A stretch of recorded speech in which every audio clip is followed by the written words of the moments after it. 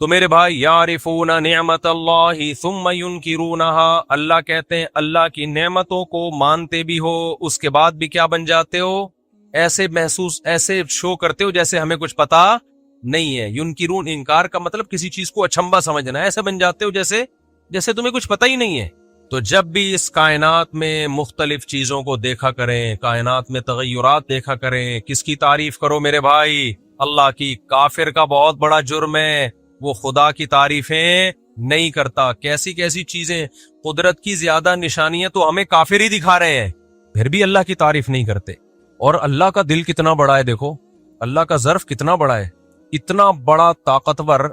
आप बताओ, जब कोई बहुत बड़ा सेठ हो, बहुत बड़ा पावरफुल हो, बहुत ताकतवर हो, और आपने उसे जाके 5 रुपए वाला इतर हदिया कर दिया, तो क्या वो बहुत ज्यादा कदर करेगा आपकी? बोलो ना। वो क्या करेगा भाई? उठा के साइड पे रख देगा, thank you, nice to meet you, चलो पतली गली से निकलो, यही करेगा ना वो। लेकिन कमाल की बात है कि अल्लाह इतना पावरफुल, ऐसी कायनात में उसने रंग भर दी। एक मच्छर की इतनी सी खोपड़ी में 100 से ज्यादा आंखें हैं, समझ रहे हो? 100 से ज्यादा आंखें एडजस्ट कैसे की हैं। और उसका जो खून चूसने का सेटअप है, ऐसा है कि आप मच्छर पे दीवाने हो जाओ। क्या डॉक्टर सिरिंज से निकालता होगा किसी का खून टेस्ट करने के लिए, जो मच्छर निकालता है? पूरा सेटअप है उसका, पहले केमिकल छोड़ के उस जगह को सुन करेगा। इतना निजाम, इतने से मच्छर की खोपड़ी में ऐसे सॉफ्टवेयर इंस्टॉल हो गए भाई। दूध को देख लो, अनार को देख लो, उन्जुरु इला समरिही इदा असमर, अल्लाह कहते हैं जरा देखो तो सही इसके फल को, कैसा खुश जायका। पैदा कहां से हो रहा है? मिट्टी, पानी और गोबर के मिलाप से। काफिर बस आपको रिपोर्टें पेश करता रहेगा, अनार में इतना जिंक है, इतना आयरन है, इतना विटामिन सी है, और इतना ये है और इतना वो है। रिपोर्टें पेश करने के अलावा आगे नहीं बढ़ेगा वो, चूंकि ये खुदा को मानते नहीं है, आखिरत का हिसाब नहीं है, तभी रिपोर्टें पेश करने के बाद भी ये इंसानियत के लिए बड़े बेरहम होते हैं। यकीन ना आए तो देख लो ना फिलिस्तीन में क्या हो रहा है। तो मेरे भाई, बात ये चल रही थी कि जो खुदा के मुनकिर है ना, जो आखिरत के मुनकिर है, वो अल्लाह की निशानियां सुबह शाम देखते हैं, मगर अल्लाह से उनका कोई रिलेशन, बोलो, नहीं होता। अल्लाह ये चाहते हैं कि जब मेरी निशानियां देख रहे हो ना तुम सुबह शाम, तो मुझसे क्या करो? मोहब्बत करो। तो 2-3 मिनट में बात को समेट के खत्म करता हूं। मुझसे मोहब्बत करो। आप कहते हैं कैसे करें मोहब्बत, क्या करें, क्या करना पड़ेगा इसके लिए हमें? भाई आपको 2 काम करने पड़ेंगे, बुराइयों को छोड़ना पड़ेगा और अल्लाह का नाम कसरत से जबान से लेना पड़ेगा। मैं बता रहा था अल्लाह का ज़र्फ बहुत बड़ा है।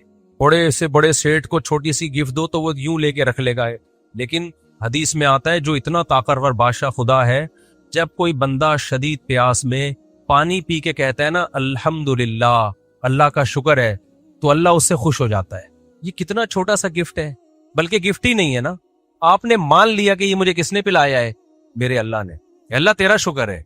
काफिर ये काम नहीं करता, हिंदू ये काम, वो पिएगा और सैराब हो जाएगा और एक रिपोर्ट पेश करेगा कि शदीद प्यास में इतने गिलास पानी पीने से प्यास बुझ जाती है, और जब पानी हमारी बॉडी में जाता है तो ब्लड को ये फायदा होता है और ये चीजें होती हैं। इससे पता चलता है कि वाटर हमारी सेहत के लिए बहुत मुफीद। और मजीद रिपोर्ट पेश करेगा कि इस कंपनी का पानी पिया करें, इस कंपनी का पानी ना पिया। इससे आगे नहीं बढ़ेगा। मुसलमान को जब प्यास लगती है और पानी पीता है तो क्या कहता है? अल्हम्दुलिल्लाहिल्लज़ी अतअमना व सक़ाना, खाना खाता है, पानी पीता है, तमाम तारीफें उस अल्लाह के लिए जिसने हमें खिलाया। शदीद भूख में कैसा मजा आता है। तभी मैं कहता हूँ रोजे रखा करो, इफ्तारी का बड़ा मजा है। जब दस्तरखान पे इंसान बैठता है ना, अल्लाह के लिए भूखा प्यासा होके जब बैठता है, कितना मजा आता है। उस खाने की में अलग ही रूहानियत होती है। हमारे एक दोस्त पेशावर में, बूढ़े आदमी, गपशप हो रही थी उनसे। अब तो लोग ऑटो पे आ गए, मैं कहीं बैठता हूँ तो ऑटोमेटिकली 4 शादियां शुरू कर देते हैं, मैं नहीं भी छेड़ रहा होता शुरू। तो मैं वहां बैठे हुए बुजुर्ग सफेद दाढ़ी वाले, रूस के दौर में अफगानिस्तान में बड़ा जिहाद किया उन्होंने, तो किसी ने बात चला दी कि जी 4 शादियां हो, बाबा जी आप भी 4 शादियां करो। तो उन्होंने कहा मौलवी साहब मजा अल्लाह ने खुदा की कसम सिर्फ 2 चीजों में रखा है। ऐसे जज्बे के साथ कहा ना उन्होंने कि हम अपने आंसू नहीं रोक सके, इतने जज्बे के साथ। उन्होंने कहा एक अल्लाह की राह में लड़ने में, जब खुदा के लिए इंसान लड़ता है ना अल्लाह की राह में, वो मंजर ही अलग होता है। अल्लाह को कैसा प्यार आता है ना, ये बंदा जान हथेली पे रखकर मेरी खातिर लड़ रहा है। और दूसरा कहा जब शदीद भूख और प्यास में इफ्तारी का दस्तरखान लगाओ, उस वक्त जो खाने में मजा आता है वो मजा और अल्लाह की राह में लड़ने में मजा, इसके अलावा दुनिया की किसी तीसरी चीज में मजा नहीं है। मैंने कहा बिल्कुल सही कहा, बिल्कुल सही। इफ्तारी में बड़ा मजा है, कैसा मजा आता है भूखा प्यासा। वैसे भी आप भूख प्यास में खाओ, वो रूहानियत थोड़ी आती है, उसमें रूहानियत थोड़ी आती है। तो जब खाओ, जब पियो, जब नेमतों से लुत्फानंदोज हो, फौरन किसकी तारीफ करो? अल्लाह की। अल्लाह हम इस काबिल नहीं, हमारे कौन से ऐसे अमाल है जो हमें प्यास में ठंडा पानी मिले मेरे भाई? हमने क्या किया अल्लाह के लिए? अल्लाह तेरा फजल है, तेरा एहसान है, तेरे एहसानात में नेमतों में डूबे हुए है, जो तू हमें भूख में खिलाता भी है और प्यास में पिलाता भी है, और यही नेमत काफी है। इस शुक्र का फायदा ये होगा, डिप्रेशन से निकलोगे। मेरे पास बहरिया टाउन में प्लॉट क्यों नहीं है, मेरे पास गाड़ी क्यों नहीं है, मेरे पास ये क्यों नहीं है? ओ भाई, शदीद प्यास में तुझे पानी मिल रहा है, जिस दिन ये पानी बंद हुआ ना तो सारे प्लॉटों को तू भूल जाएगा। शुक्र अदा कर, तेरी सेहत है, पानी पी रहा है तू, भूख में तुझे खाना मिल रहा है, इस पे अल्लाह का शुक्र अदा करो। बहुत बड़ी नेमत है, थोड़ी नेमत नहीं है। तो बार बार अल्लाह का जिक्र, नमाज भी अल्लाह के जिक्र को कायम करने के लिए रखी है शरीयत ने। अल्लाह को पता ही है वैसे तो मेरा नाम लेंगे नहीं, कम वक्त हर वक्त दुकान में, पान में, गुटकों में और बातों में लगे रहेंगे कि पीटीआई ने ये कर दिया, इमरान खान जेल में ये कर रहा है, तो नवाज शरीफ दोबारा आ गया तो अब ये होगा, ये हर वक्त इसी में लगे रहेंगे। मुझे नहीं कोई खुशी इमरान खान जेल में, अल्लाह करे निकल जाए भाई। और ये भी है कि अल्लाह करे नवाज शरीफ आगे मैं ब्रेक, हो सकता है इसका मतलब वो दोबारा वजीर आजम बन जाए, मैं ये कहना चाह रहा हूं। ये भी हो सकता है कि मैं ये चाह रहा हूं कि वापस चला जाए, ये भी हो सकता है, कुछ भी हो सकता है। लेकिन मैं एक बात मानता हूं भाई, नवाज शरीफ आ जाए या इमरान खान आ जाए, जो भी आए आए पावर में, पावरफुल आदमी आए, एक ताकतवर आदमी आए तो, और जो भी आए ना उससे इतनी नफरत ना करो जितनी हम कर रहे हैं। देखो, जब तक कोई वजीर आजम नहीं बने ना, वो एक सियासी लीडर है, जो मर्जी करो। जब बन जाए तो मुल्क का फायदा इसी में है कि सब माने उसको, चाहे वो इमरान खान हो, चाहे वो नवाज शरीफ हो, चाहे वो जरदारी हो। जब बन जाए तो फिर इस्लाम के हकाम क्या हो जाते हैं? चेंज हो जाते हैं। क्योंकि अगर मुल्क के हुक्मरान से आपको लगाव नहीं होगा, मैंने अरबों में देखा है जितने मर्जी हो, कोई अपने बादशाह के खिलाफ एक लफ्ज इस्तेमाल नहीं करता। जो गलत पॉलिसियां बादशाह की होती हैं, उलमा बादशाहों से बंद कमरे में मिलते हैं, मोहब्बत से उनको समझाते हैं, इससे खैर पैदा होती है। ये निजाम अगर सऊदी अरब में हो ना कि जो भी बन रहा है दूसरा आगे टांगे खींच रहा है, लानते कर रहा है, तो अपनी जबानों को कंट्रोल करो मेरे भाई, इससे मुल्क को कभी भी फायदा नहीं होता। जो भी आ जाए यार, जब आने के बाद हमारा कौन होगा? वो वजीर आजम होगा। जब बन गया तो जो तुम्हारा बाप जिसको बना दिया मान लो ना, फिर हमारा बाप है बस। मुल्क को देखो मेरे भाई, शख्सियतों को मत देखो। गलत है किसी को जेल में भेज देना, किसी को जेल से निकाल देना, हम नहीं मानते, लेकिन जब बन जाए तो फिर मुल्क को, हमने कंट्री को देखना है। कंट्री की खैर इसी में है कि जो आएगा आएगा भाई, आएगा, कोई ना कोई तो आएगा, जो आएगा तो उसको मानना पड़ेगा। वरना मुल्क का तो अगर सारे इसी तरह खिलाफ हो जाए भाई, मुल्क का बेड़ा गर्क हो रहा है। तो खैर, हम अल्लाह ने नमाज को क्यों रखा है मेरे भाई? अपनी याद कायम करने के लिए। तो बार बार अल्लाह का जिक्र करने से अल्लाह की मोहब्बत की चिंगारी दिल के अंदर पैदा होगी। नमाज पढ़ने से, फिर अल्लाह के लिए रोजा रखने से, जिक्र करने से। हम तो पहले जमाने में बूढ़ों को देखते थे हर वक्त हाथ में तस्बीह, हर वक्त हाथ में क्या होती थी? अब क्या आ गया भाई? मोबाइल। मेरी वालदा का जब इंतकाल होने का वक्त था, 1-2 साल तक बेड पे थी, होश होश सलामत नहीं थे, तो उनके हाथ में तस्बीह पकड़ाते, ऑटोमेटिकली चलना शुरू हो जाती। सूरह यासीन पढ़ते उनके सामने तो जो आयत रह जाती ऑटोमेटिकली उनकी जबान से निकल जाती, क्योंकि जिंदगी भर सूरह यासीन पढ़ी, कुरान पढ़ा, तस्बीह की। अब जो नई नस्ल आ रही है ना, अब जब ये बुढ़ापे में कोई फालिज होगा या ब्रेन हेमरेज होगा या बिस्तर पे पड़े हुए होंगे, होश आवाज ठिकाने नहीं होंगे, आप इनको सुभान अल्लाह अल्लाह कहेंगे, इनकी खोपड़ी में आएगा ही नहीं है क्या कह रहे हैं। आप इनके सामने सूरह यासीन पढ़ेंगे, अगली आयत आएगी नहीं। आप जैसे ही इनके सामने टिकटॉक खोलेंगे ना, मुर्दा उठ के बैठ जाएगा। इसलिए मैं कहता हूं, ये देखने के लिए कि सकते में है या सच्ची मुच्ची में मरा है, मोबाइल पकड़ा दो। मुर्दे के हाथ में भी मोबाइल पकड़ाओगे ना, टिक टिक चलना शुरू हो जाएगा वो। तो इतना मोबाइल, टिकटॉक, फेसबुक, इंस्टाग्राम, हर वक्त इसी में लगे रहना, इन चीजों ने इंसान को अल्लाह की याद से गाफिल कर दिया। तो थोड़ा सा अल्लाह अल्लाह कहना सीखो। सुबह शाम 100 दफा ला इलाहा इल्लल्लाह का विर्द कर लिया करो भाई। डिजिटल तस्बीहात आ रही हैं, उंगली पे कर लो, 100 दफा सुबह, 100 दफा शाम कर लिया। नमाज की पाबंदी कर ली, कभी कभार नफली रोजे रख लिए, ताकि याद रहे कि हम भाई किसको मानते हैं। अल्लाह के लिए खाने वाले बहुत मिलेंगे, और अल्लाह के लिए तीजे के नाम पे भी, 11वीं के नाम पे भी खाया ही जा रहा है। तो खाने वाले मार्केट में कम नहीं है, खाने से परहेज करने वाले, जो खुद शुगर की वजह से परहेज हो जाएगा, लड्डू भी छोड़ देंगे, जलेबियां भी छोड़ देंगे। अल्लाह के लिए खाने पीने से परहेज कर लो, रोजा रखने की आदत डाल लो, नफली रोजा, तो इस पे अल्लाह क्या हो जाएगा, खुश हो जाएगा। और अल्लाह एक वक्त की लज्जत छीन के अगले वक्त में डबल दे देता है। रोजे में नाश्ते की लज्जत जाती है और दोपहर खाने की लज्जत जाती है। इफ्तारी में वो लौटा देता है कि नहीं लौटा देता? इफ्तारी में अल्लाह वो डबल मजा दे देता है कि चल भाई तूने सुबह नाश्ता भी नहीं किया, हालांकि सहरी करके बैठा हुआ है, 6 पराठे खाए थे सहरी में, और दोपहर खाना भी नहीं खाया, तो चल मैं तुझे ये लज्जत दुनिया में क्या कर रहा हूं, इफ्तारी में लौटा रहा हूं। सेहत भी अच्छी होगी, अल्लाह भी खुश होगा। तो कुछ अल्लाह अल्लाह का घरों में माहौल बनाओ। हम काफिर नहीं है मेरे भाई कि बस चीजों पे रिपोर्टें पेश करके मुतासिर होते रहे। हम सबसे पहले जो रिपोर्ट पेश करते हैं वो क्या है? वो जो कुरान ने पेश की है। ये नेमतें बनी नहीं है, बनाई है किसने? अल्लाह ने, और वो तुम्हारा मोहसिन है। इंसान ये समझता है कि आज मैं अच्छी हालत में हूं तो कल भी अच्छी हालत में होऊंगा। ये बड़ी गलतफहमी है। इसका अल्लाह ने कुरान में इन आयतों में जवाब दिया कि क्या हमने तुमसे कोई एग्रीमेंट किया हुआ है कि तुम हमेशा अच्छे ही रहोगे? लोग ऐशो इशरत में है, सेहत है, दौलत है, इज्जत है, तो अल्लाह फरमाते हैं क्या ये समझते हो कि हमेशा ऐसे ही रहोगे? तो ये भी गलतफहमी है। हम देखते हैं दुनिया में कितने लोग कैसे कैसे मसाइल में घिरे होते हैं, तो हम उनको देख के ये समझते हैं कि ये तो इन मसाइल में आ गया, मैं नहीं आ सकता। इसलिए याद रखो, आफत ज़दा लोगों को भी जाके देखना चाहिए, मसाइल ज़दा लोगों को भी जाके देखना चाहिए। इससे इबरत होती है, इंसान के दिल में खौफ पैदा होता है, तो ये खौफ उसको अमल की तरफ लेकर आता है, क्योंकि इंसानी फितरत है।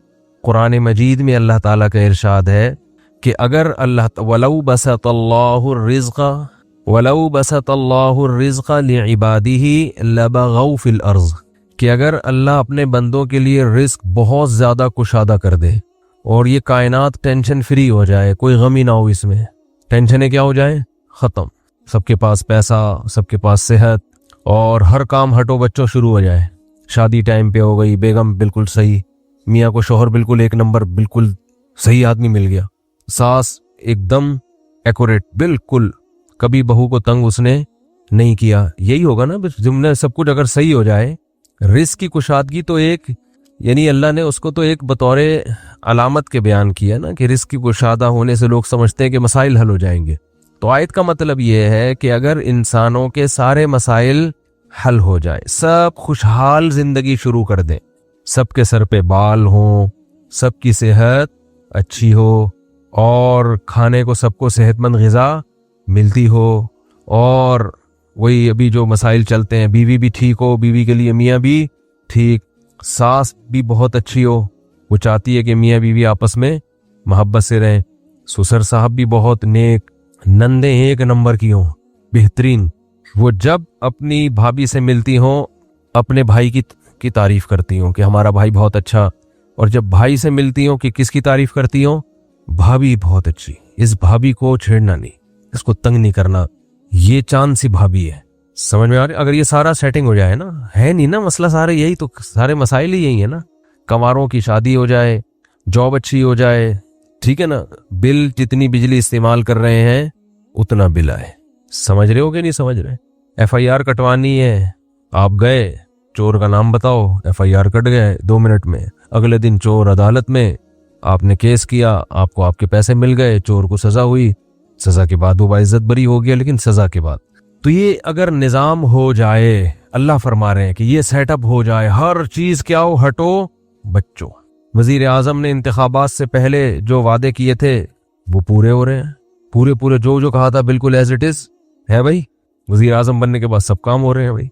अपोजिशन ये कहे कि चलो 5 साल इसको तमीज से हुकूमत करने दो, इसका हक है, अगले 5 साल हम ट्राई कर लेंगे, एक दूसरे की टांगे न खींचे। ये तो कोई बनता नहीं है, बनता है तो वो अपनी टांगे संभालने में उसको ज्यादा टाइम लगता है। हमारे यहाँ कोई वजीर आजम बनता है ना, कोई भी, तो हुकूमत चलाने के बजाय उसको अपनी कुर्सी बचाने में टाइम। अब आप किसी गवर्नमेंट के ऑफिसर को कहीं बिठाओ कुर्सी पे और उसे बोलो आपके जिम्मे ये प्रोजेक्ट है, मुकम्मल करना है, वो बेचारा सुबह ऑफिस पे कुर्सी पे आगे बैठा, तो एक बंदा आके कुर्सी खींच रहा है, तो वो कुर्सी को पे टिकने में ज्यादा सलाहियतें खर्च करेगा, कौम की खिदमत नहीं करेगा वो। और अगर पहले से ही ना करना चाह रहा हो तो और बहाना मिल जाएगा उसको। तो इस कायनात में, इस जमीन में कुछ सही हो रहा है, कुछ उल्टा पुल्टा, कुछ सही। कोई आप किसी से कोई बात समझा रहे हैं वो समझ जाए, आप किसी से कोई बात कर रहे हैं वो क्या हो जाए, वो बात समझ जाए। ऐसा होता है, समझाते हो अगला समझ ही नहीं रहा होता, आदमी कहते इसको देखो पागल हो गया है। तो अगर इस दुनिया में सब कुछ सही सही बिल्कुल हर चीज एक्यूरेट होना शुरू हो जाए, अदालतों में इंसाफ, पुलिस को पता हो कि किसको गिरफ्तार करना है, ठीक है ना, पुलिस को पता चल जाए कि यहाँ डकैती होने वाली है, हमने यहाँ पहले से पहुंच जाना है, और पुलिस देख के आपको अंदाजा हो जाए कि ये जगह महफूज है, यहाँ पर हम बैठ के चाय पी सकते हैं, यहाँ कुछ नहीं होगा। हो उल्टा रहा है, पुलिस की मोबाइल खड़ी है, बेटा निकलो यहां से, अल्लाह खैर करे, पता नहीं क्या होने वाला है यहाँ। डॉक्टर आपको वो दवा लिख के दे, अगर एक ही मेडिसिन है, कंपनियां दो मुख्तलिफ हैं, तो वो आपकी खैर ख्वाही में आपको वो कंपनी की दवा रिकमेंड करे जो सस्ती है आपके लिए, हालांकि रिजल्ट उसका वही है जो महंगी दवा का है, लेकिन वो सस्ती इसलिए लिख के दे रहा है कि भाई आपके पैसा बचेगा, आपका खर्चा बचेगा। जहां टीका लगाना है वहीं लगा रहा है ठीक है ना। वो जब दवा लिख के देता है तो मेडिकल स्टोर वाले की समझ में उसकी स्पेलिंग आ रही हो, क्योंकि मेरे साथ ऐसा हो चुका है। डॉक्टर ने कीड़े मकोड़े बनाए, मैं दवा लेकर आया, वो गलत दवा दे दी मेडिकल वाले ने। एक तो हमने खा ली, अगली दफा जब देखा तो मुझे अंदाजा हुआ यार ये कुछ अजीब सी लग रही है, ये कुछ क्या दे दिया क्या, तो उसने कहा सॉरी गलत दवा दे दी मैंने। तो वो डॉक्टर की स्पेलिंग की कीड़े मकोड़ों की वजह से, डॉक्टर ने लाल बेग बनाया था, वो समझा कि कीड़े मकोड़े बने हुए, ठीक है ना, तो वो खटमल समझा या कुछ और समझा। तो हर चीज अगर तमीज से हो, ना जाली हकीम हो, और डॉक्टर भी बिल्कुल फिट फाट, हुक्मरान भी, फौज भी अपनी जिम्मेदारियां 100% पूरी कर रही हो, उसमें भी करप्शन बिल्कुल भी ना हो, एकदम हटो बच्चों होगा, तो पता है क्या होगा, निजाम आलम तबाह हो जाएगा। अल्लाह फरमाते हैं होगा ये लबगौ फिल अर्ज़, मुझे सब भूल जाएंगे मुझे भूल जाएंगे, मेरा इनकार भी होगा, मेरे पैगंबरों का इनकार भी होगा, मेरी किताबों का भी इनकार होगा, नमाज रोजा खत्म, हज खत्म, अल्लाह से दुआएं मांगना खत्म, लबगौ फिल अर्ज़, जमीन में सब अल्लाह के बागी बन जाएंगे। समझते हो कि नहीं समझते? इसलिए आप चाहते हो कि टेंशन ही खत्म हो जाए, अल्लाह कहते हैं ये तो नहीं खत्म होगी, मुझे तो कोई मानेगा ही नहीं, फिर टेंशन में ही तो अल्लाह याद आता है, पेट भरमों को अल्लाह थोड़ी याद आता है। तो लबगौ फिल अर्ज़, जमीन में सब क्या करेंगे, अल्लाह की नाफरमानी। ये बात पता नहीं किस बात पे शुरू की थी, यहां कहां से आ गई। हाँ, तो मैं ये अर्ज कर रहा था कि अल्लाह ने कुरान में इरशाद फरमाया कि तुम ये समझते हो कि आज अच्छे हो तो कल भी अच्छे रहोगे, ये जरूरी नहीं है। तो मसाइब हैं, मुसीबतें हैं, कुछ भी हो सकता है मुस्तकबिल में, अल्लाह बचाए फालिज भी हो सकता है, किडनी फेल हो गया, मालदार थे गरीब हो गए, घर में मोहब्बत थी लड़ाइयां शुरू हो गई, बेरोजगार हो गए, सेहत तबाह हो गई, जानी दुश्मनियां पैदा हो गई, कुछ भी हो सकता है। और इस खुशफहमी में मत रहो कि आज अच्छी हालत में हो तो कल भी लाजमी अच्छी हालत में रहोगे, क्योंकि अमलकुम किताबुन फीही तदरुसून, क्या तुमने किसी किताब में पढ़ा है कि हम तुम्हारे साथ अच्छा ही होता रहेगा, या हमने कस्में उठाई हुई हैं तुमसे, कस्में ली हुई हैं क़यामत तक के लिए कि तुम अच्छे ही रहोगे। अल्लाह फरमाते हैं ऐसा बोलो भाई नहीं है। तो अच्छा ये तो बात आ गई, तो एक छोटी सी बात ये भी कहता चलूं कि देखो इससे पता चलता है कि गमों के साथ समझौता कर लेने की जरूरत है। ये जो हम ये चाहते हैं ना मेरी हर टेंशन दूर हो लाजमी, ये बात ही गलत है। अगर कोई आपको सुकून का ये नुस्खा बताए कि आपके सारे मसाइल ठीक हो जाएं और ठीक करने में लगे रहें ताकि आपको सुकून मिले, ठीक करते करते जिंदगी तबाह हो जाएगी, मसाइल ठीक नहीं होंगे। इन्हीं मसलों में ही खुश रहना है, समझ रहे हो कि नहीं समझ रहे? तो मसलों में खुश रहने के शरीयत ने बहुत से तरीके बताए हैं। एक तरीका क्या है, अपने से कमतर को देखा जाए, अपने से कमतर। मेरे पास खवातीन कहती है मियाँ ऐसा मियाँ वैसा, मैंने कहा चर्स तो नहीं पीता मियाँ आपका? नहीं भाई चर्सी नहीं, अल्लाह का शुक्र है चर्सी नहीं है, शुक्र अदा करो चर्स नहीं पी रहा, ठीक है ना। मियाँ क्या होते हैं आजकल बहुत से, बोलो ना, चर्सी भी होते हैं। भाई मियाँ टाइम नहीं देता, वो भाई रात को तो घर में आ जाता है ना, हाँ रात को आ जाता है, बाकी सारा दिन दोस्तों में बैठे रहते हैं। ऐसे ऐसे मियाँ भी हैं आवारागर्दी में ही लगे रहते हैं, रात भी घर में बेगम को टाइम बोलो ना नहीं देते। तो अपने से कमतर को देखो ना, मेरे मियाँ जो है ना वो खर्चा नहीं उठाते, ओ भाई बुनियादी नान नफका मिल रहा है, रोटी, दोपहर का खाना, रात का। वो खातून कहती है नहीं सिर्फ यही थोड़ी होता है, मुझे पता है यही नहीं होता, लेकिन बहुत से ये भी नहीं कर रहे होते, बहुत से ये भी नहीं कर रहे होते। फिर औरतें तरसती हैं कि चलो आधा तुम कर लेना, आधा राशन हम डाल लेंगे, शादी तो कर लो, ठीक है ना, कोई अच्छा मियाँ तो मिल जाए। ये कम से कम पूरा खर्चा तो उठा रहा है, अगरचे वो पूरा इतना नहीं दे रहा जितना आम लोग देते हैं, गुजारा तो हो रहा है ना, मियाँ का नाम तो लगा हुआ है। सास के मसले बहुत घरों में, सास ये करती है, सास वो करती है, तो मैं बताता हूँ सासें तो इससे भी ज्यादा खतरनाक होती हैं। तो नबी, अच्छा मर्द के बारे में भी ऐसा ही है भाई, बेगम ये नहीं करती, वो नहीं करती, ये नहीं करती, अबे फलां की बेगम को जाके देख, ठीक है भाई, फलां को जाके देख, तू शुक्र अदा कर। एक साहब ने, बड़े दीनदार थे, वो कह रहे यार मेरी बेगम जो है ना वो सही पर्दा नहीं करती है, मेरी बेगम जो है ये करती है वो करती है, दीनदार नहीं है। तो मैंने कहा यार नमाज पढ़ती है, उसने कहा, मैंने कहा मोटा मोटा पर्दा करती है, ऐसा तो नहीं बिल्कुल ही मॉडर्न और लड़की बन के स्कर्ट पहन के जा रही हो, कह रहे नहीं नहीं ऐसे। मैंने कहा शुक्र करो भाई, ऐसे ऐसे लोग हैं, खुद दीनदार हैं, हाजी नमाजी, बेगम साहिबा स्लीवलेस कपड़े पहन के बाजारों में घूमती हैं, तो शुक्र अदा करो, चलो वाजिबी पर्दा तो है ना, कम से कम ज्यादा के चक्कर में बस गुजारा चलाओ, क्योंकि मसाइल है ना, बड़ी मुसीबत से बचने के लिए छोटी मुसीबत को बर्दाश्त करना पड़ता है। अलैदगी के बाद बड़ी मुसीबतें हैं, वो ज्यादा टेंशन है वो, क्योंकि याद रखो शैतान जो है ना ये बहुत बड़ी फिल्म है, आपको बता दूं मैं, शैतान इतनी बड़ी फिल्म है ना कि मैंने दुनिया में शैतान से बड़ी फिल्म नहीं देखी। ये पता है क्या करता है कमबख्त, जब आप साथ रहोगे ना तो एक दूसरे की नेगेटिव चीजें लेकर आएगा सामने। जिस दिन आप में अलग हुई आप एक दूसरे की पॉजिटिव चीजें याद दिलाता है। फिर ये जिन मियाँ बीवी में भी तलाकें हुई है ना, तो जब साथ रह रहे थे तो शोहर भी बीवी की नेगेटिव चीजों को, औरत भी शोहर की नेगेटिव चीजों को ज्यादा देख रहे होते हैं। ये भी नहीं करती, ये भी नहीं करती, वो कहती है ये भी नहीं करता, वो भी नहीं करता।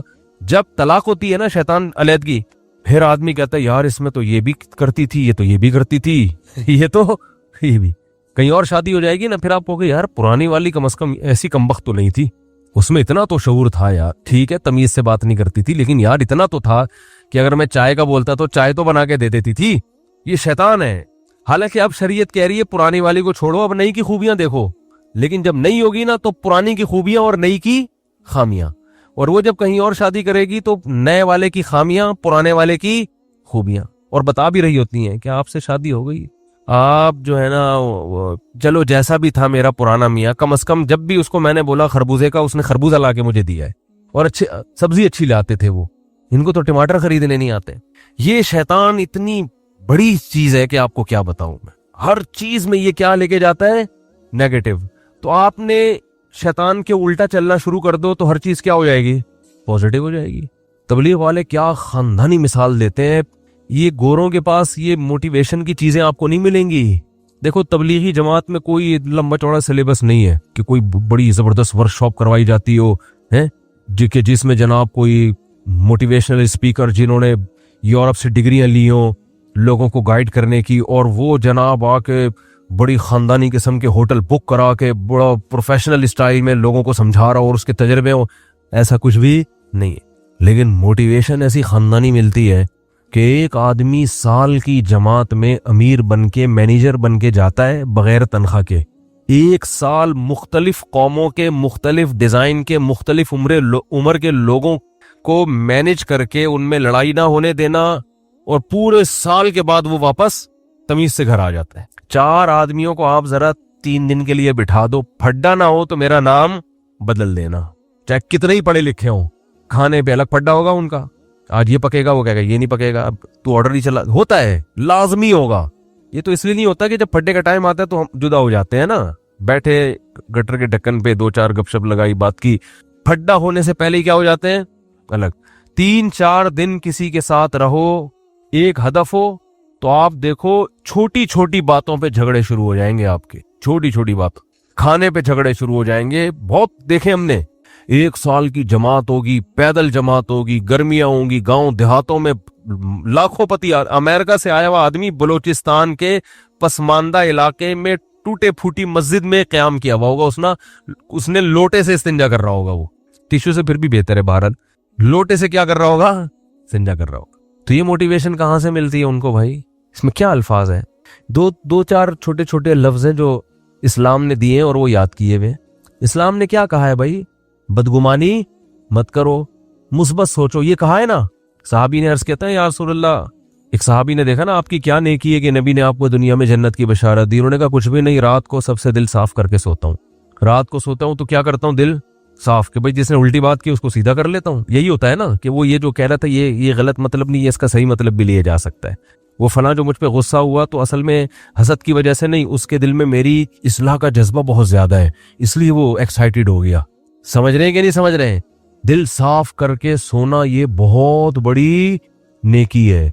तो वो कितना जबरदस्त लफ्ज तबलीग वाले बोलते हैं, पॉजिटिव कोशिश करते हैं ना। आप सोचो कि भाई बड़े का अदब इसलिए किया जाए कि उसकी नेकियां आपसे ज्यादा है, उसकी जिंदगी ज्यादा है, तो उसको ज्यादा नेकियों का टाइम मिला है, तो गालिब यही है कि नेकियां उसने आपसे ज्यादा की होंगी। छोटे पे शफकत ये सोच के की जाए कि उसके गुनाह आपसे कम है। क्या हटो बच्चों मिसाल है या नहीं भाई? वो हम पता क्या कह रहे होते हैं, ये छोटा है इसको क्या पता, मेरी नमाजें भी इससे ज्यादा, मेरी ज़कातें भी इससे ज्यादा, ये तो भी बच्चा है कल का, अभी तो इसने कोई कुर्बानी दी नहीं है, मैंने माँ बाप की खिदमत भी इससे ज्यादा की। और बड़े के बारे में सोचते हैं कि जो बदमाशियां मैं कर रहा हूं वो इसने मुझसे ज्यादा ही की होंगी, ठीक है ना। जो बुराइयां मुझ में है, इसकी उम्र 10 साल बड़ी है तो 10 साल इसके गुनाह मुझसे ज्यादा हैं। तो अकल के लिहाज से तो बात ठीक है, लेकिन जब ये ठीक है तो वो भी तो ठीक है ना कि नेकियां ज्यादा की होंगी इसने। तो इस्लाम कहता है कि दूसरों के मामलात में आपने क्या सोचना है, पॉजिटिव, उसकी नेकियों की तरफ तवज्जो और अपनी खामियों की तरफ तवज्जो, कि मेरी बुराइयां इसकी बुराइयों से ज्यादा हैं और उसकी नेकियां मेरी नेकियों से ज्यादा है। इसका पता है फायदा क्या होता है? इंसान टेंशन लेस हो जाता है, वरना चिढ़ता रहता है बिला वजह ना। आधे मसले तो इसी वजह से पैदा हो रहे हैं, लोगों से नफरत की वजह से, ये इतना बुरा, ये इतना बुरा, ये ऐसा क्यों, ये वैसा क्यों, उसी से टेंशन में आ रहा होता है। तो अपने आप को इतना नेक समझने की जरूरत है ही नहीं। कहते हैं कि इज्जत ऐसी चीज है जिसके हुसूल की कोशिश जिसने की है ना उसको नहीं मिली कभी भी, जिसने कोशिश नहीं की उसको बहुत मिल जाती है।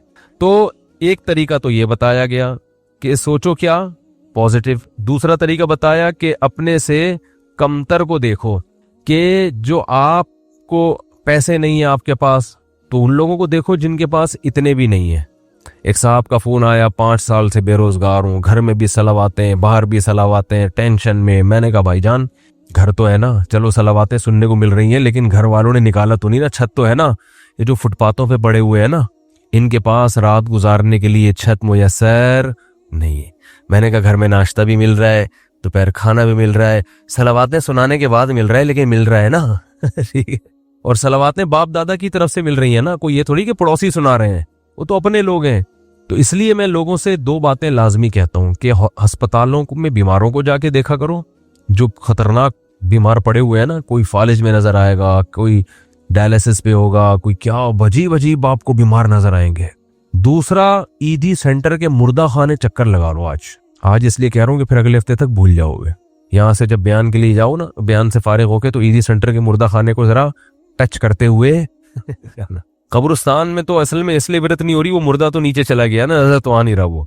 जब आप ईदी सेंटर के मुर्दा खानों में जाओगे तो बड़े बड़े फंटर आपको बर्फ की सिलों पे लेटे हुए नजर आएंगे। बड़ी उम्मीदें थी, हम ये करेंगे, हम यूं करेंगे, ऐसा करेंगे, फिलहाल बहरिया टाउन में 3 प्लॉट तो ले लिए, एक और हो जाए, तारिक रोड की 2-4 दुकानें भी हो जाए, जरा आबाद इलाका है, और दूसरी शादी भी हो जाए। मुफ्ती साहब के बहुत सारे हमने बयानात सुन लिए, और फिर एक सर दबाएगी, दूसरी पांव दबाएगी, ठीक है ना। एक साहब मुझे कहने लगे मैं दूसरी शादी का सोच रहा हूँ क्योंकि मेरे घर में बेगम जो है ना वो कामकाज करती है, मेरी खिदमत तो कपड़े वपड़े इस तरह नहीं होते, तो एक और आ जाएगी तो उसका काम क्या हो जाएगा, हल्का हो जाएगा, वो इस तरह कर देगी ये घर के। मैंने कहा को मेरा ख्याल है को मरीख से आया हुआ आदमी है भाई तू, क्योंकि जमीन में लोग इस तरह की बातें, नॉर्मल आदमी इस तरह की बातें नहीं करता, तो मरीख से आया हुआ होगा कहीं से, इसको पता ही नहीं जमीन में। मैंने कहा तू करके तो देख कह रहे एक रोटी पकाएगी, दूसरी सालन पकाएगी। मैंने कहा एक रोटी से, जिस बेलन से रोटी पकाती है ना, एक उस बेलन से तेरा सर धुनेगी, और दूसरी जिस चमचे से खाना पकाती है उस चमचे से वो चमचा तेरे सर पे चलाएगी। तो आप कहते हो या तो कभी तरगीब देते हो कभी डराते हो, तो मैं तरगीब देता हूं मगर इस नीयत से नहीं कि एक पाँव दबाएगी तो एक खाना पकाए, ये नहीं होगा। हो सकता है दोनों को होटल से खिलाना पड़े लाके, कि तुम चुप करके बैठ जाओ, लड़ो नहीं, खुदा का वास्ता, खाना मैं पकाऊंगा। तो ये सब चीजें ये सोच के करने का कहता हूं मैं। तो खैर, तो दो चीजें, और भी बहुत सारी चीजें इसमें। बुनियादी चीज क्या है, बीमारों को देखो, माजूरों को देखो, मैं एक वाकया सुनाया मैंने पिछले हफ्ते, पता नहीं याद नहीं मुझे सुनाया या नहीं सुनाया। अभी मैं सफ़र था मेरा इस्लामाबाद में, तो वहाँ हमारे एक जानने वाले मिले। उन्होंने वहाँ इस्लामाबाद में एक बहुत बड़े ताजिर हैं, बहुत बहुत बड़े ताजिर हैं, करोड़ों रुपए का बिजनेस है उनका। उनका वाकया सुनाया कि जवानी में उस आदमी की आंखों की बिनाई चली गई, कोई बीमारी हुई है, बस एकदम बिनाई चली। हो जाता है बाज दफा, कोई ऐसा अटैक हो जाता है, वो बेचारा इलाज करा करा के थक गया, उसकी बिनाई वापस नहीं आई। तो उन्होंने बताया कि वो एक दिन नीचे ना इस्लामाबाद में वो बंगला है उसका जहां वो रहता है, नीचे एक शकरकंदी बेचने वाले नहीं होते, कंधे पे रुमाल है, शकरकंदी बेच रहे, शकरकंदी नहीं सॉरी, ये जो भुट्टा बेच रहे होते हैं ना, दाने, मकई के दाने बेच रहा था। कह रहे उसने अपने दोस्त से कहा इस मकई के जो दाने बेच रहा है ना, आवाज आई ना उसकी, तो इसको जाके बोलो कि ये जब इन इस्लामाबाद के बंगलों में घूमता होगा, एहसास कमतरी का शिकार होता होगा कि यार मेरी एक रेडी मकई के दाने और मैं क्या कितनी एक उस पे एक 5 रुपए बचा लेता होगा ज्यादा से ज्यादा, है भाई। तो मैं गरीब आदमी और ये कितने बड़े बड़े लोग हैं जिनके बड़े खूबसूरत बंगले, और मैं ऐसा गरीब। तो इसने जिसकी आंखों की बिनाई चली गई ना, इसने कहा अपने दोस्त से कि इसको जाके बताओ कि तू अपनी आंखें मुझे दे दे और मेरा बंगला ले ले, और ये भुट्टे की रेडी किसको पकड़ा दे, मुझे पकड़ा दे, मैं इस पे राजी हूं। यानी अगर ये कुदरत में मुमकिन है, बहुत मुश्किल है बात समझाना। यानी उसको बताया कि इसको सबक दिलाओ कि एहसास कमतरी का शिकार होने की तुझे जरूरत नहीं है, तू मुझसे ज्यादा मालदार है, मैं अपनी पूरी दौलत बेचने के लिए तैयार हूं अगर मुझे कहीं से बिनाई मेरी वापस लौट आए। यानी अगर कुदरत मुझे ये ऑप्शन दे कि भाई तू इस मकई बेचने वाले की जगह रेडी में सदाएं लगा रहा है, धोती पहन के और फटे पुराने कपड़े पहन के घूम रहा है, हम तुझे इसकी जगह ले आते हैं लेकिन आंखें मिल जाएंगी, और इसको बंगले में लाके बिठा देते हैं लेकिन आंखें इससे छीन लेंगे। तो सेठ ने कहा कि इसको बोलो कि मैं इस पे राजी हूं, लेकिन तू इस पे राजी नहीं होगा, तो इसलिए अल्लाह ने तुझे मुझसे ज्यादा नेमतें दी हैं। तो भाई शुक्र करना सीखो अल्लाह के बंदो, आज नाशुक्री बहुत हो रही है। हमारे हजरत मुफ्ती रशीद अहमद साहब रहमहुल्लाह ताला, बहुत दफा ये वाकया सुना है, बस मुख्तसर बताऊंगा। 60 साल की उम्र तक इंतहाई गुर्बत में वक्त गुजारा उन्होंने, इंतहाई गुर्बत, और दारुल उलूम कोरंगी के शेखुल हदीस थे, जो सबसे बड़ा ओहदा होता है। ये जो लोग आज मौलवियों को सुबह शाम बुरा भला कहते हैं ना, इन अकाबिर ने, इन मौलवियों ने इस तरह पेट काट के दीन को बचाया है, समझ रहे हो, पेट काट काट के। इतने बड़े बड़े ओहदों पे भी तनख्वाहें नहीं है, ऐसे पेट काट के दीन को बचाया है। तो हजरत फरमाते हैं कि हमारे पास सुबह नाश्ते में अंडा खरीदने के पैसे नहीं होते, तो रोजाना दाल। एक दिन एक मेहमान ने कहा कि आपके जब भी आओ दाल ही पकी हुई होती है। हजरत फरमाते हमने तो कभी सोचा भी नहीं था रोजाना दाल खाते हैं। उसने कहा कि रोज दाल पकी हुई होती है। तो हजरत ने फरमाया, मैंने कहा हलाल इतना ही मिलता है। हलाल क्या है? इतना ही मिलता है। तो हजरत फरमाते हैं उसके बताने से हमें ख्याल आया कि वाकई हम इतने दिनों से दाल खा रहे हैं। आप कह सकते हैं वो गरीब घर में पैदा हुए होंगे, ऐसा नहीं है। हमारे हजरत इंडिया का जो पंजाब है ना, लुधियाना, उसके जो चौधरी घराना होता है ना, बड़े वडेरे, उन घरों में पैदा हुए थे।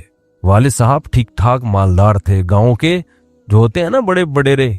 मदरसे में आने के बाद क्या हो गए, क्योंकि मदरसे में तो कोई सोर्स ऑफ इनकम ही नहीं, इतनी छोटी छोटी तनख्वाहें मदरसे। अब तो फिर भी थोड़ी सी बेहतर हुई है, वरना अभी भी मदरसे के टीचरों की तनख्वाहें बेचारों की ऐसे ही होती है। इसलिए मदरसे के उलमा के साथ ताउन किया करें। समझ रहे हो कि नहीं समझ रहे? लोग देखते हैं बाज उलमा को बड़े लैंड क्रूजर ये वो, उनको देख के लोगों को धोखा आता है, वो समझते हैं सारे ऐसे ही होते होंगे। जरूर थोड़ी सारे, वो तो बेचारे चंदे को अल्लाह माल दे देता है, बेचारे ज्यादातर तो गरीब ही होते हैं और मांगते नहीं किसी से। तो ये आवाम की जिम्मेदारी है कि वो उनके साथ ताउन करे ताकि वो दीन के काम दिल जमी के साथ कर सके, लेकिन वो मांगते नहीं किसी से। और जो मांग रहे होते हैं वो सही, वो आलिम जो भीख मांग रहे होते हैं ना लोगों से, कभी उससे वो फिर वो आलिम नहीं होगा, उसकी तहकीक करो। तो हमारे दीनी मदारिस में बहुत से उलमा है बेचारे दिन रात तदरीस में लगे हुए हैं, कभी किसी के सामने अपनी हाजत पेश नहीं करते।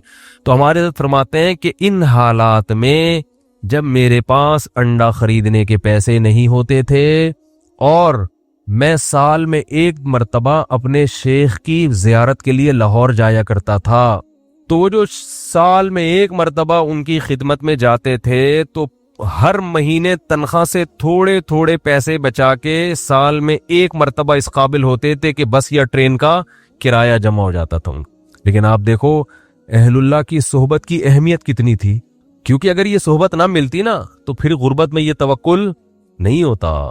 तो अपने शेख से मिलने के लिए जाया करते। हमारे यहाँ बुजुर्ग होते हैं, इसलिए हम बुजुर्गों की ज़ियारत के भी कायल हैं। बाज लोगों के यहाँ बुजुर्ग का सेटअप ही नहीं है, बुजुर्गी का सिस्टम ही खत्म हो गया उनके यहाँ। तो जिनके यहाँ होता है उनके यहाँ ये सारे सेटअप होते हैं, ठीक है ना, कि वो अपने बुजुर्गों की ज़ियारत भी करते हैं। बाद लोगों ने हर बुजुर्ग में इतने कीड़े निकाल लिए कि माशरे से बुजुर्गों को ही क्या कर दिया है, बुजुर्गी माशरे से शार्ट हो गए हैं। ऐसा नहीं होता, हर दौर में बुजुर्ग होलसेल के हिसाब से रहेंगे। तो खैर, तो हजरत फरमाया करते थे इस कंडीशन में मैं अपने आप को दुनिया का सबसे बड़ा सेठ समझता था। फरमाते हैं कि मैं ये हालात बयान करते हुए भी डर लग रहा है कि नाशुक्री ना हो जाए। फिर अल्लाह ने 60 साल की उम्र के बाद हजरत को बहुत पैसा दिया, फिर स्टाइल ही चेंज हो गया था हजरत का। भाई जब अल्लाह ने गरीब रखा है तो गरीबों की तरह, जब पैसा आया तो फिर वो हदीस इन्नल्लाह युहिब्बु अन युरा असरु निअमतिही अला अब्दिही, अल्लाह चाहते हैं कि जब अल्लाह ने किसी को नेमत दी हो। सही बुखारी की हदीस है कि एक सहाबी को देखा परागंदा हाल, पूछा क्या तुम्हारे पास पैसा नहीं है? फरमाया हाँ। तो फरमाया कि नजर क्यों नहीं आ रहा? तो अमीर आदमी की सवारी, अमीर आदमी का घर, अमीर आदमी का लिबास और अमीर आदमी की खुराक, इन 4 चीजों से पैसा झलकना चाहिए। समझते हो कि नहीं समझते? अगर आपको अल्लाह ने खूब पैसा दिया है और होंडा 50 रखी हुई है आपने और उस पर गैस लगवाई हुई है, तो ये नेमत की नाकदरी है, ये सादगी नहीं है। अगर आपको पास ठीक ठाक पैसा है और आप लुंडे की पैंटें पहन के घूम रहे हो, तो ये नेमत की नाशुक्री। खाने के लिए आपके पास ठीक ठाक पैसा है और आप अंडे वाला बर्गर तलाश करते हो, या तो पसंद ही अंडे वाला हो तो एक अलग बात है, पैसा हो फिर भी अंडे वाला बर्गर खा रहे हो, तो ये कनात नहीं है, ये सादगी नहीं है, ये कंजूसी है, कंजूसी। इट इज कॉल्ड कंजूसी। अगर आपके पास पैसा है और आप बेगम को भी हर वक्त कैलकुलेशन करके ना उसको हिसाब लेते रहते हो कि कितने अंडे खाए आज तूने। बाज लोग ऐसे भी हैं कमबख्त, बिल्कुल ही पागलों की तरह जिंदगी एक अजाब डाला हुआ है बच्चों को अपने। एक खातून ने बताया कि मेरी सास निगरानी कर रही है, 2 रोटी के बाद तीसरी का हिसाब होता है, 2 के बाद तीसरी पकना क्या है, मना है। अगर गुर्बत है तो भाई फिर तो अल्लाह का बस यही फिर नेमत है अल्लाह की, ये शुक्र करो मिल तो रहा है। लेकिन पैसा दिया है तो हदीस में आता है अल्लाह ये चाहते हैं कि वो नेमत के असरात, बोलो भाई, नजर आए। हाँ, फखर ना हो, गरीबों को नीचा दिखाने के लिए नहीं कि वहां जाके कॉलर ऊंचा करके दिखा रहा है मेरी घड़ी देखो, मेरी भी घड़ी है, ठीक है ना, मेरा लिबास और मेरे पैसे, ये नीच दिखाने के लिए तो ये तो हराम हो जाएगा, फखर के लिए हराम है। और इससे इतराए नहीं आदमी, ये समझे अल्लाह की तरफ से भीख मिली हुई है, अच्छे कपड़े पहन लिए भाई, अल्लाह ने दिया ना। किसी को भिखारी को आप 3 पीस सूट टाई पहना दें और अच्छा अंडे वाले से हटा के जिंगर बर्गर खिला दे, उसको पिज्जा खिला दे, तो वो खाएगा शुक्र करके, तवाज़ो पैदा होगी, फखर नहीं करेगा। तो ये अल्लाह ने भीख में दिया हुआ है हमें, किसी को लैंड क्रूजर दे दी तो वो फखर ना करे, बोले भाई अल्लाह ने मुझे दी है, मेरी अपनी थोड़ी है, इसको रक्षा दे दिया, मुझे क्या दे दी, लैंड क्रूजर दे दी, तो ना ये मेरी है ना ये उसका है, तो फखर किस बात का। तो बस नेमत को एंजॉय तो करो, गरीबों को कमतर ना समझे। क्यों ना समझे? हो सकता है भाई आखिरत में ये लैंड क्रूजर में हो और आपको रक्षा भी मुयसर ना हो, उल्टा मामला ना हो रहा हो, तो मरते ही सब खत्म, तो आखिरत है असल। तो हमारे हजरत क्या करते थे, गुर्बत में, इंतहाई गुर्बत में, हजरत फरमाते हैं मैं ये नहीं समझता था कि मुझे सबर का सवाब हासिल करना है, ना ना ना, फरमाए तो बड़ा खतरनाक हो जाएगा। जब कोई टेंशन में होता है तो हम कहते हैं सबर करो सवाब मिलेगा, ऐसा ही होता है ना। तो हजरत फरमाते हैं उस गुर्बत में मैं ये नहीं सोचता था कि मैं सबर करूंगा तो सवाब मिलेगा। फरमाया ना, मुझे तो लगता था अगर मैंने ये सोचा कि मैं सबर करूंगा तो ये तो गुनाह मिलेगा, क्योंकि सबर तो मुसीबतों पर होता है, तो अल्लाह ने मुझे मुसीबत में रखा भी नहीं, तो सबर किस बात का। तो फरमाते थे मैं ये सोचता था कि मेरे अल्लाह का इतना फजल, वो मेरा 2 वक्त रोटी मुझे दे देता है, 2 वक्त की रोटी मुझे, बोलो भाई, मिल जाती। फरमाते मेरा घर भी जरा गरीब इलाके में था, दूर थोड़ा लोगों से, तो फरमाते मैं सोचता था बादशाह हमेशा पब्लिक से जरा हट के रहते हैं, स्टाइल है हमारा, पब्लिक में नहीं रहेंगे, थोड़ा सा हट के, मिजाज शाहाना है ना। लेकिन उस हालत में भी ऐसा शाहाना मिजाज ऐसे रहते थे, लोग आके कर्जा मांगा करते थे हजरत, वो समझते थे बहुत बड़ा सेठ है कोई। और हजरत को ग्रीनरी का शौक था, पौधे लगाने का शौक था, तो पौधे लगाने के बाद ना पानी देने के लिए वो नहीं, खरीदने के पैसे नहीं थे, वो नहीं पौधों को पानी देते, वो क्या होता है, फवारा होता है ना, तो कहते हैं हमने फिर जुगाड़ करके कीले ठोक ठोक के एक अपना घर में फवारा बनाया हुआ था ठीक है ना। तो फिर जब अल्लाह ने पैसा दिया तो फिर हटो बच्चों, फिर ये नहीं कि देखो कंजूस, there are two types of कंजूस। ये देयर आर टू टाइप बहुत जगहों पे मेरे बयान में आजकल आ रहा है, इससे याद रह जाता है। इंग्लिश में कंजूस को क्या कहते हैं? माइजर। उर्दू में क्या कहते हैं? कंजूस। और कोई लफ्ज नहीं है। अरबी चूंकि बलीग जबान है ना, तो अरबी में there are two types of कंजूसिस। कंजूस लोगों की कितनी टाइप्स हैं? 2। एक को बखील कहा जाता है और एक को शहीह। शीन हलवे वाली है, फिर हलवे वाली है। ये आसानी से समझ में आती है, हलवे वाली है आसानी से समझ में आ जाती है ना। हा बोलता तो समझ में नहीं आ रहा होता। इसको कहते हैं शहीह।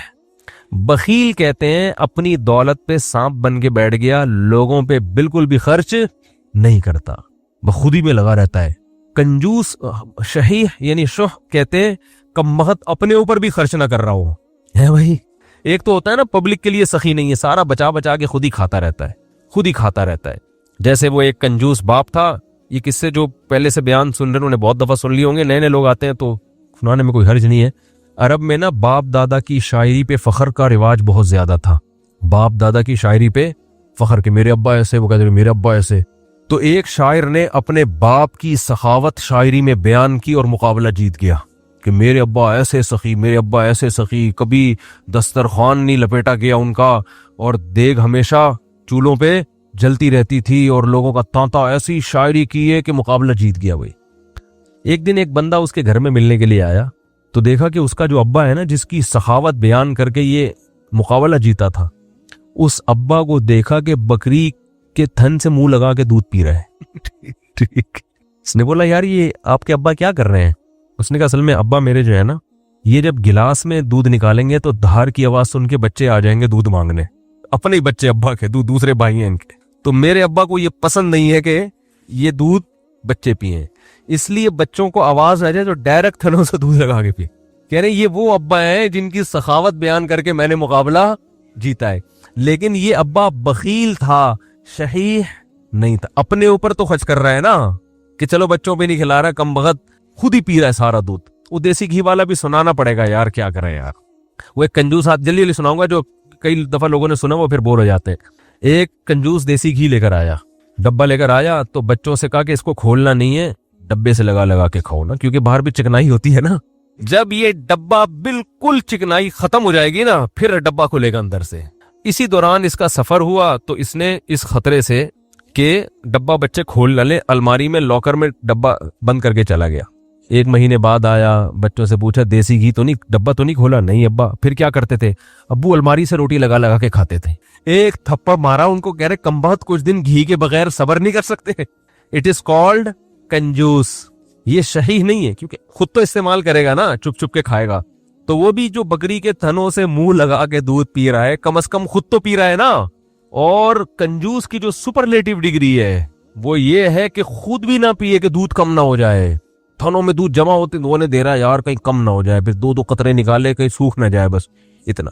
तो ये आज मुआशरे में, पहले तो हम इन चीजों को लतीफा और मजाक समझते थे, लेकिन जब आदमी चलता फिरता है ना, देखो हमने तो 8-10 साल उलमा के साथ गुजारे, पब्लिक से हमारा रिलेशन ही खत्म हो गया था। जब मदरसों में गए ना तो सारे दोस्तियां यारियां छूट गई, बिल्कुल एक उलमा सोलहा के साथ बैठना, उनकी सखावतें हमने इतनी देखी, हम हैरान होते थे।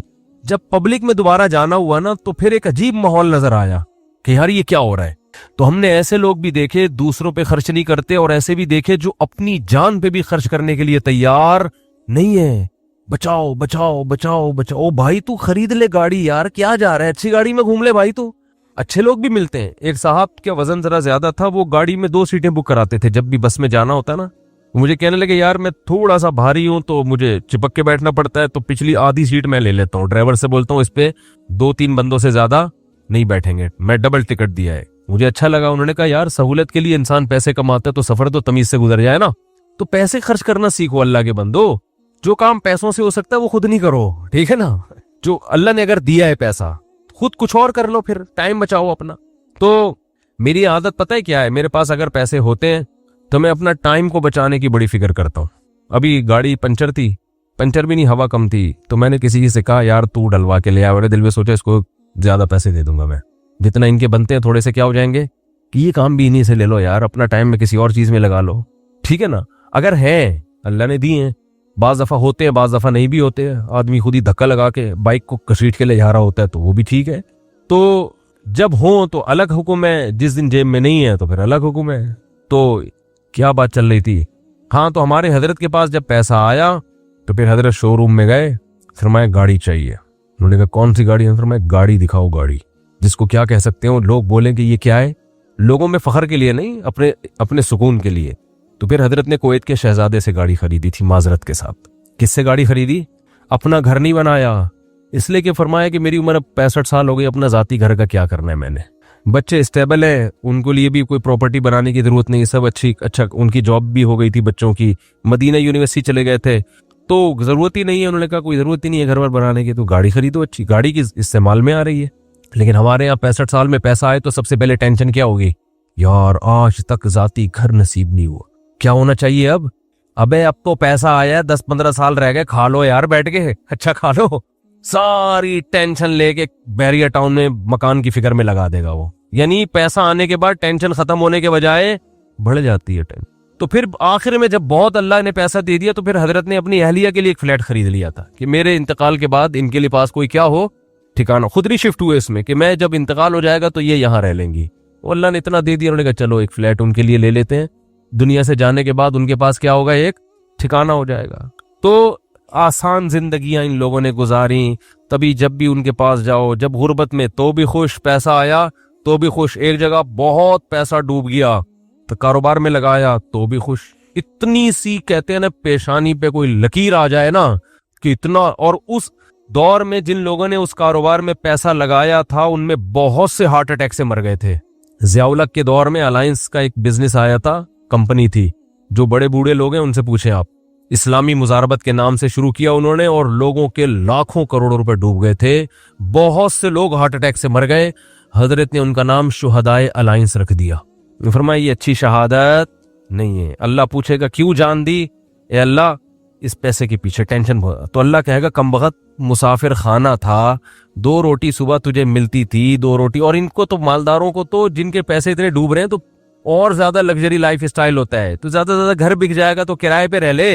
अरे W11 में सीट ना मिले तो लटक के सफर कर लो यार, क्या जा रहा है, सफर ही है ना, आगे स्टेशन पे आगे अड्डे पे उतर जाना है। अब आपको चूंकि सीट नहीं मिली, अब आप गए ड्राइवर के पास, बोले अबे मुझे बस के नीचे दे के मार दे या गोली से मारूंगा। मुसाफिर खाना है मेरे भाई, बैठने की जगह मिल जाए बहुत अच्छा, नहीं तो लटक के देखो सफर समझते हैं ना, तो अंगूठा टिकाने की जगह मिल जाए ना, उस पर भी लोग सफर कर लेते हैं। कंडक्टर से बोले तो तू बस हट जा थोड़ा सा, इतना सा पाँव टिकाने की जगह मिल जाए भाई, अगले अड्डे पे उतरना है। हमारे साथ तो ऐसा, हम तो जब आजकल तो मैं थोड़ा मशहूर हो गया हूं तो कहीं जा नहीं सकता ऐसे, वरना W11 का जो मजा है वो अब अल्लाह जन्नत में ले जाए तो W11 में सफर जरूर करेंगे वहां पे। अब थोड़ा मशहूर हो गए तो वो सब पहचान जाते हैं, फिर एक बड़ा मसला हो जाता है। तो वरना हमने तो बहुत दफा ऐसे सफर किया है, जा रहे हैं तो चलो जी सीट पे जगह मिल गई ठीक है, नहीं तो पायदान पे लटक के, नहीं तो पीछे खड़े हो जाओ, बस छत पे बैठ जाओ, एंजॉय करो। ठीक है, कैसा मजा आ रहा था छत पे बैठे हुए जा रहे। तो कहां से कहां बात चली गई। तो जो मैं ये पूरा वाकया इस पे सुना रहा था, हमारे हजरत क्यों अपने आप को इतना मालदार समझते थे, क्यों समझते थे? इसलिए कि हजरत फरमाते थे जो बेसिक बुनियादी जरूरतें अल्लाह ने पूरी कर दी, और बहुत सौ के पास तो ये भी नहीं है। घर तो है ना सर छुपाने को, चाहे किराए पर हो, है तो ना, बहुत से तो रोड पे सो रहे हैं। क्या हालात है लोगों के घरों में, जाके देखो पता चलता है कैसी खतरनाक बीमारियां लगी हुई हैं। तो इस्लाम ने हमें, जो मैं आयत पढ़ रहा था उसमें ये बताया कि तुम इस खुशफहमी में मत रहो कि जिस हालत में आज हो हमेशा उसी हालत में रहोगे। अल्लाह ने तुमसे ऐसा कोई एग्रीमेंट नहीं किया है। तो अब करना क्या है? अमल को फोकस करना है, अमल।